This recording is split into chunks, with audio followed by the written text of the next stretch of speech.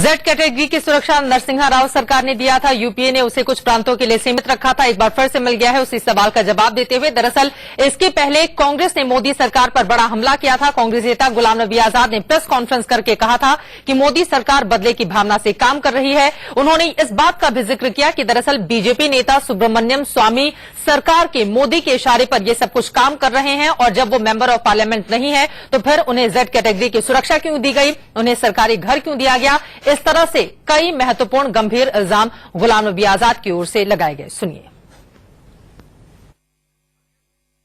सुब्रमण्यम स्वामी जिस तरह से कांग्रेस लीडरशिप के खिलाफ काम कर रहा है और कार्रवाई कर रहा है और केसेस कर रहा है, हमें इसमें पहले से ही शक था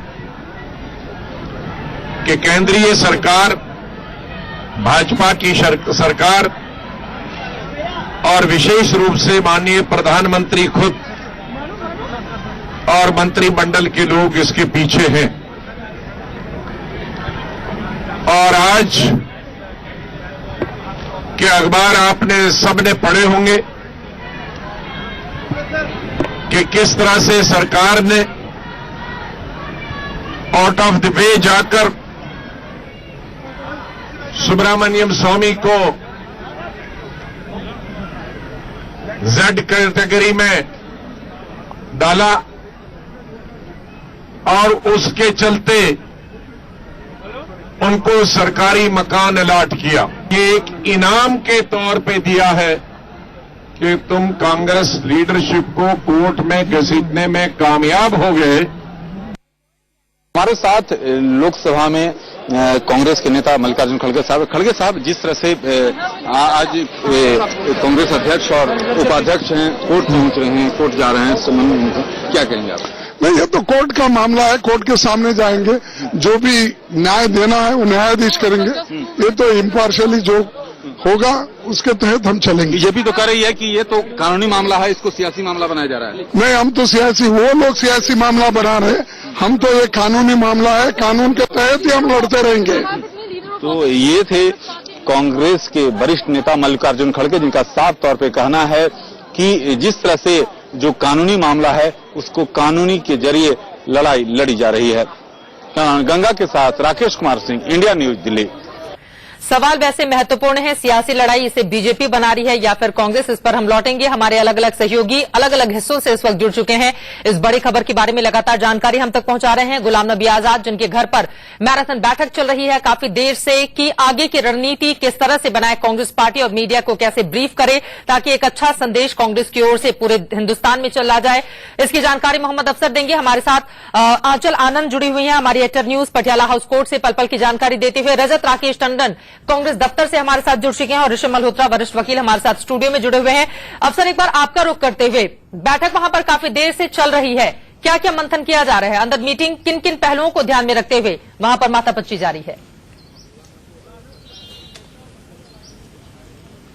चित्रा, बस सबसे कुछ देर के बाद ही कोर्ट में पेश होना है राहुल गांधी को, सोनिया गांधी को और दूसरे जो कांग्रेस के नेता हैं, और इसीलिए मीटिंग चल रही है गुलाम नबी आजाद के घर पर। सभी बड़े नेता यहां पर पहुंचे हुए हैं।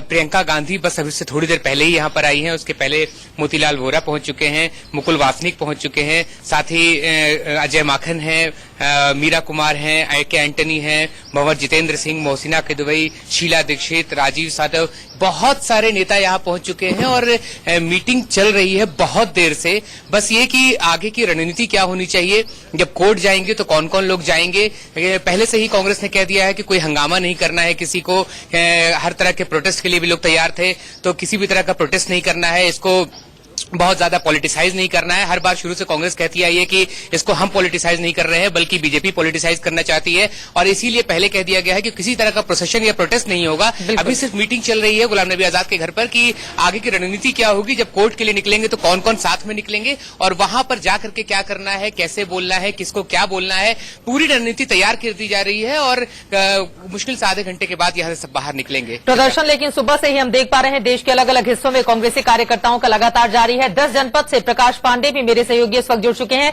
प्रकाश, आपका ही रुख करते हुए, चूंकि सोनिया गांधी, राहुल गांधी दोनों की मौजूदगी वहां पर है, कितनी देर में ये लोग कोर्ट के लिए निकलने वाले हैं?